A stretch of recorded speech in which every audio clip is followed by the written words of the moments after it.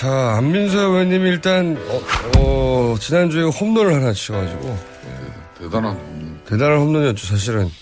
아무도 생각하지 못했던 거를. 그렇습니다. 정말 안민석의 의원의 입에 뭐 그냥 대한민국 사법부의 그냥 재판부의 담당 판사가 박히는 이런 상황이 됐어요. 그러니까 삼성 이재용 부회장 사건 가장 큰 사건 중에 하나의 담당 부장판사가 재배당이 됐습니다. 제5회관 625가 박근혜 대통령이 쓰던 방이지 않습니까? 그분이 받아야 됐던 우주의 길을 제가 다 받으니까 이런 것들이 오늘 아침 되면은 눈 뜨면서 네, 또 생각이 나고 연결이 탁탁탁 되고 그런데 문제는 재미있는 것은 저는 그 주심 부장판사를 교체하라고 주장한 적이 없어요. 지난주에. 그냥 이러이러한 관계라서 공정한 재판에 의심된다라고 했어요. 그 말이 교체하라는 재배당하라는 얘기죠. 저는 결코 그렇게 한 이야기. 재배당된 게 마음에 안 드십니까? 근데 왜 재배당했는지는 모르겠어요. 하루 만에 네. 재배당을 했는데 스스로 물러갔다고 스스로 재배당을 요청했다고 제가 파악을 해보니까 네. 해방 이후에 이렇게 야당 국회의원이 이야기를 해서 판사가 재배당된 게 해방 헌정사상 최초 아니 당군 이래 당군 이래 처음이라고. 저 말은 이제 자아자찬인데 그렇죠. 그만큼 네. 이제 우리 안민석 의원의 그런데 한마디가 이게 큰 이제 사회적 파장을 일으키고 이 주심 판사의 방망이에 따라서 이재용이가 무죄가 되느냐 무기징역이 되느냐지 않습니까? 그러면은 박근혜도 똑같은 결과거든요. 그러한 주심 판사가 어떻게 최순실 쪽하고 관련 있는 사람이 배정이 됐는지. 우연이라면 엄청난 우연이긴 제가 하죠. 일주일 전에 말씀드렸지만은 이게 우연의 일치일지 아닐지 대해서 우린 대한민국의 정의로운 기자들이 취재를 해야 돼요. 근데 제가 알기로 네. 각 언론사에서 몇몇 정의로운 기자들 취재를 했어요. 네. 근데 데스크에서 취재해서 뭔가 나온 게 있답니까? 그것을 저하고 맞춰보니까 거의 비슷해요. 비슷한데, 네. 데스크에서 좀 세게 이걸 막는 것 같아요. 그 왜 막는지는 아마 각 언론사에서 삼성으로부터 이 광고를 많이 받는 모양이죠. 아니 이제 매주 수요일 날 오후 되면은 네. 국회에 출입하는 많은 제가 좀 친분 있는 기자들 중에는 안민석 의원이 내일 아침 방송에서 또 무슨 이야기를 꺼낸대요. 이렇게 묻는 기자들이 있어요. 자, 근데 이제 한결같은 문제는 안민석 의원은 이 방송에서 항상 의혹과 문제 제기만 툭 던져놓으면은 뭐 바로 근데 그동안은 제가 문제가 해결이 되고 제가 폭주가 하나 축 쏘면은 네. 정의로운 기자들이 디테일하게 쫙 취재해가지고 보도를 했는데 유독 이건 후속 취재가 없다. 이번만큼은 후속 취재는 있었던 것 같은데 후속 보도가 안 나온다. 그러니까 제가 여러 좀 정의로운 기자들한테 네. 이야기를 했어요. 그동안 이제 이 최순실 퍼즐을 맞춰온 몇몇 기자들이 있거든요. 네. 제가 포인트를 줬어요. 이게 왜 이영훈 부장판사로 배정이 됐는지 네. 처음에 이제 조희연 부장판사 했다가 넘어간 거거든요. 그때는 뭐 당연한 재배당이었고요. 그러니까 영장. 근데 이 과정에서 어떻게 해서 이영훈 부장판사가 됐는지 여기에 대해서 이건 한번 살펴봐야 된다. 두 번째로 한 달 전에 수원에서 서울중앙지방법원으로 이영훈 판사가 발령이 나거든요. 한 달 전에. 이것도 한번 좀 봐야 된다. 그다음에 세 번째 15년 2월에 이영훈 부장판사가 전산관리국장이 돼요. 이게 일반 판사에서 고등판사로 가는 아주 길목에 있는 아주 노른자의 보직이에요. 15년 2월이면은 최순실의 국정농단이 한참 기승을 부릴 때거든요. 이게 무슨 뭐가 있는지 이거 한번 추적해야 된다. 세 번째까지는 너무 많이 하시는 거 아닙니까? 아니 근데 항상 이제는 너무 많이 하시면 저는 좋습니다만은.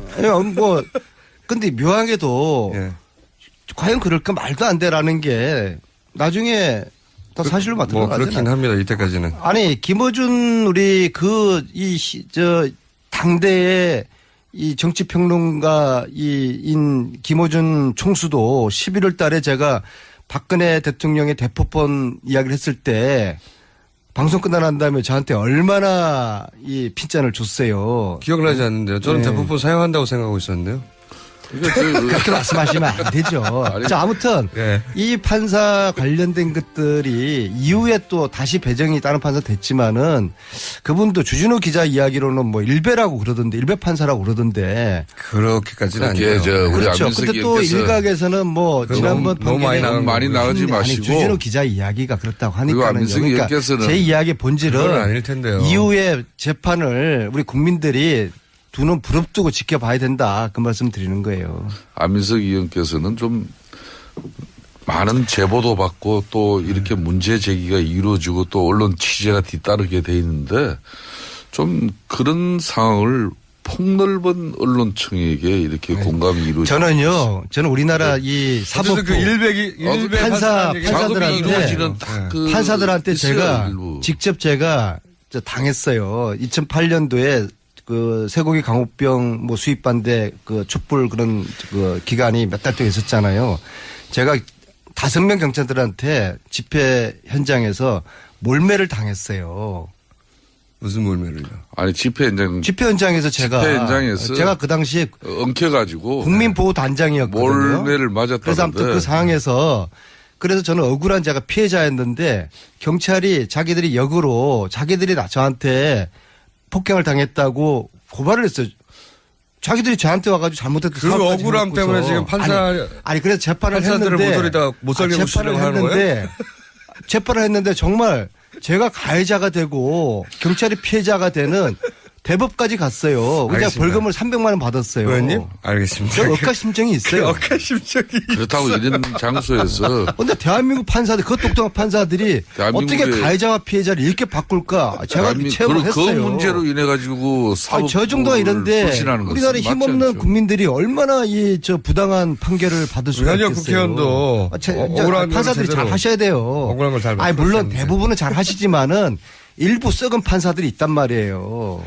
또 발언이 또 이영훈 부장판사가 이게 우연일치인지 아닌지 사법부가 이거 밝혀줘야 될 거 아닙니까? 우연은 대단한 우연이라면 대단한 우연이긴 합니다. 자, 우연이라고 칩시다. 예. 우연이라고 칩시다.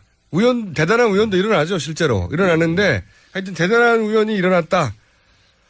라고 하면 이제 찜찜하면. 왜 재배정을 하냐 말입니다. 왜 아니, 이런 논란이 되니까 재배당한 건 맞죠, 의원님. 재배당 하지 마요. 논란 할 때마다 재배당 합니까?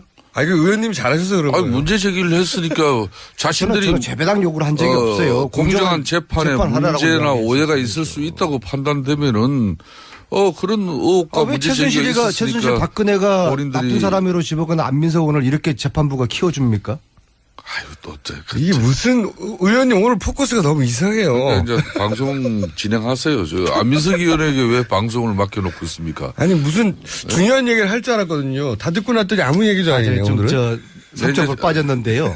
이제 최용석이라는 사람이 지금 행방불명이 되었습니다. 최용석은 그건 뭡니까? 최태민의 조카죠. 동생의 아들이니까. 네. 이 사람이 89년에 박근혜 신당동 집에서 살았던 분이에요. 박근혜. 네. 그러니까 박근혜 대통령에 전 대한 대통령과 하여튼 관련이 깊은 인물인데 그 집에 살았을 정도니까. 네, 최태민 씨 아들이고. 네. 네. 이분이 연락이 한 10일 전부터 끊겼어요, 지금. 연락이 끊겼다고요? 네. 네. 전화 신호가 누가 주로 통화를 하고 있었는데 연락이 끊겼다는 거죠? 최태민의 아들인 최재석 씨가 최태민 씨가 살해당했다고 주장한 최용석과는 네. 사촌이지 않습니까? 사촌 간에 가깝게 지냈어요. 10일 전까지. 최재석 씨는 이제 최태민 씨 재산을 최순실 씨 일가가 가져가고 살해 의혹을 제기했던 분이죠. 네. 아버지가 살해당했다고 주장하신 최태민 씨 아들이죠. 네. 네. 그런데 그래서 이분의 사촌에 해당되는 사촌들끼리 네. 하루에도 몇 번씩 통화하고 그랬는데 10일 전부터 연락이 좀 두절됐어요. 그래서 그렇게 최재석 씨가 얘기합니까? 그럼요. 그리고 최재석 씨는 저자들이 자기에게 신호를 지금 보내고 있는 거 아닌가 조심해라고. 그렇게 의심을 하는데 어쨌거나 이 방송을 들으시는 대한민국 500만 국민이 듣고 있는 이 김어준의 뉴스공장을 들으시는 최용석 씨 아니면 주위의 사람들이 제보를 해 주셔야 됩니다. 최용석 씨가 갑자기 사라졌다? 네네. 만약에 앞으로 일주일 동안에도 그분이 연락이 없으면은 이거는 경찰이 실종으로 단정하고 여기에 대한 수사를 해야 될 것 같습니다. 박근혜 전 대통령 신당동 자택에 살았던 아주 가까운 최재덕 씨의 사촌 동생이자 최태민 씨의 아들 이분이 열흘 전부터 갑자기 모든 연락이 끊어졌다 이거네요. 그리고 최재석 씨도 그렇고 조용래 씨 조순재의 아들 임선희의 그 손자가 되는 사람이죠. 최태민 씨의 부인의 임선희의 아들이 조순재의 아들. 그러니까 복잡해요. 전 남편의 그러니까 이게 아들. 가게가 복잡한데요. 그러니까 목에 쪽에 또 하나의 가족이라는 책을 최근에 썼지 않습니까? 목에 쪽에 왼손자. 조용래 씨, 그다음에 최재석 씨, 또 뭐 고영태, 노승일 이 내부자들이잖아요. 이 국면에서 이 내부자들이 내부 고발자들 굉장히 신변의 위험을 느끼고 있어요. 그렇게 파악이 되셨어요. 그래서 저희들이 물론 저도 마찬가지예요. 그중에 안민석 의원 자신도 포함되고 저도 있다고. 느끼죠. 상당한 밤에 밤길 혼자 다니면은 신변의 별 생각이 다 위협을 들어요. 그래서 혼자 그런 생각을 하시는 거 아니고 뭔가 실제로 신변을 그렇게 위협을 느끼는 거죠. 각자들이. 그래서 이런 위협을 느끼는 사람들이 수일 내로 모여서 서로가 지금 뭐 느끼고 있는 현실적으로 최재석 씨 같은 경우에도 미행을 당했다고 그러더라고요. 그런 얘기는 노승일도 당했다고 그러는 거 아니겠습니까? 노승일 씨도 여러 저도 이상한 일을 최근에 겪었고요. 그래서 서로의 좀 이 상황들을 공유하면서 공동 대처를 할 필요가 있다는 그런 지금 결론을 가져가고 있습니다. 알겠습니다. 안민석 의원의 공동 대처는 또 다른 또 이 정보나 이 신변의 위험을 느껴보지 않은 사람들은 상상하기 어려워요. 얻기 위한 하나의 수단이고. 왜냐하면은 저는 정권이 바뀌면은 제일 처음에 해야 될 게 오촌 살인 사건에 대한 이 수사를 다시 해야 된다고 생각합니다. 신변 위협을 느껴보지 않은 사람은 절대 이해 못한다는 말은 저는 이해합니다. 김총수도 4년 전에 파리에서 이렇게 느꼈던 거 아니에요? 그래서 도망다녔던 거 아니에요? 100일 동안. 뭐 외국에 나와도 지금 호텔방에서 잠을 제대로 자지 않고 지금 러비에서 새벽에 나와가지고 이렇게 잠자는 그런 사실도 있어요. 그런 정도로 본인이 불안해하죠. 그건 제가 확인도 하고 있어요. 저도 오촌 살인 사건 할 때 그 뭐 두바이에 가서 하여튼 안 가까운 분들은 모르는데 무서워요 실제. 예. 소리 소문 없이 이 사망한 분들을 눈앞에서 이제 여러 차례 확인하다 보면 저희들이 최용석 씨를 이 뉴스공장에서 한번 찾아봅시다. 뭐 안민석 의원이 또 아주 기획적으로 공안정국을 이렇게 형성하는 그런 의도는 아니겠죠. 지금은 뭐 공안정국은 힘 있는 자들이 하는 건데. 그러니까 지금은 공안정국이 없어요. 무줄도사 나부랭이가 무슨 공안정국을 조성하겠습니까? 자, 하여튼 이재명 부장판사에 관련해서는 후속 취재가 있었으면 좋겠다는 얘기. 거기까지고죠. 그죠? 당연하죠. 거기까지고요.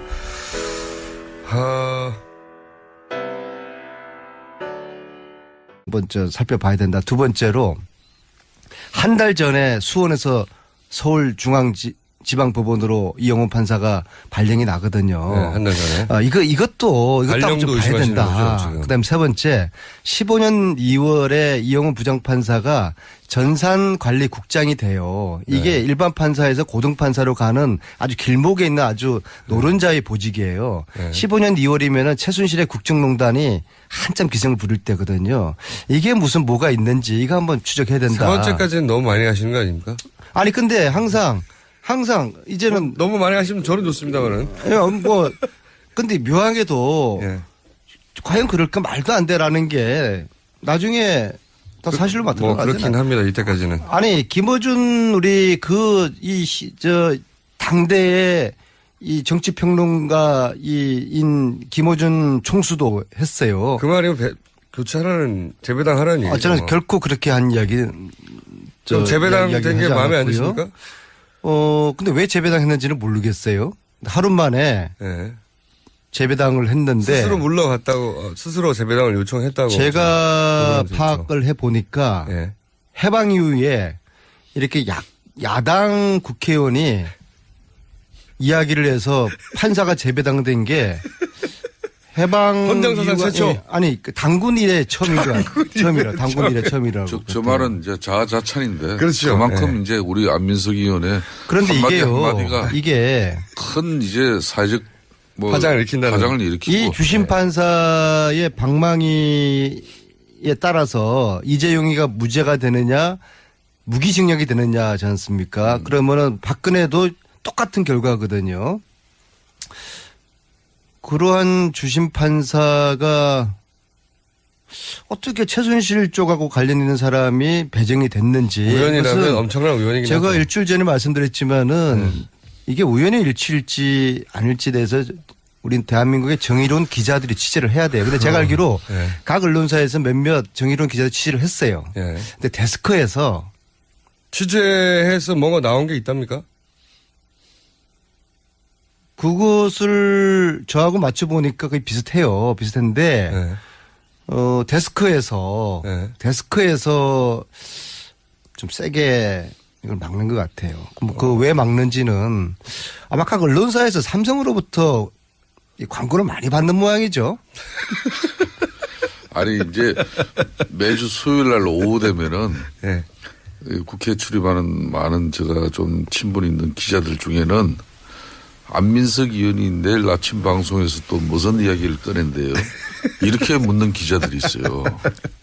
자, 근데 이제 한결같은 문제는 안민석 의원은 이 방송에서 항상 의혹과 문제 제기만 툭 던져놓으면은 뭐 바로 그 다음 근데 그동안은 제가 문제가 해결이 되고 제가 폭죽을 하나 축 쏘면은 네. 정의로운 기자들이 디테일하게 쫙 취재해가지고 보도를 했는데 유독 이건 후속 취재가 없다. 이번만큼은 후속 취재는 있었던 것 같은데 후속 보도가 안 나온다. 아까 제가 여러 좀 정의로운 기자들한테 이야기를 했어요. 그동안 이제 이 최순실 퍼즐을 맞춰온 몇몇 기자들이 있거든요. 네. 제가 포인트를 줬어요. 이게 왜 그 이영훈 부장판사로 배정이 됐는지 네. 처음에 이제 조희연 부장판사 했다가 넘어간 거거든요. 그때는 예. 뭐 당연한 재배당이었고요. 그러니까 영장. 근데 이 과정에서 어떻게 해서 이영훈 부장판사가 됐는지 예. 여기에 대해서 이건 참 자, 안민석 의원님이 일단 지난주에 홈런을 하나 치셔가지고 대단한 홈런이었죠. 사실은 아무도 생각하지 못했던 거를. 그렇습니다. 정말 안민석의 의원의 입에 뭐 그냥 대한민국 사법부에 그냥 재판부에 담당 판사가 박히는 이런 상황이 됐어요. 그러니까 삼성 이재용 부회장 사건 가장 큰 사건 중에 하나의 담당 부장판사가 재배당이 됐습니다. 제 의원회관 625가 박근혜 대통령이 쓰던 방이지 않습니까? 그분이 받아야 됐던 우주의 길을 제가 다 받으니까 이런 것들이 오늘 아침 되면은 눈 뜨면서 네, 기가 또 내려와요. 생각이 나고 연결이 탁탁탁 되고 그런데 문제는 재미있는 것은 저는 그 주심 부장판사를 교체하라고 주장한 적이 없어요. 지난주에. 그냥 이러이러한 관계라서 공정한 재판이 의심된다라고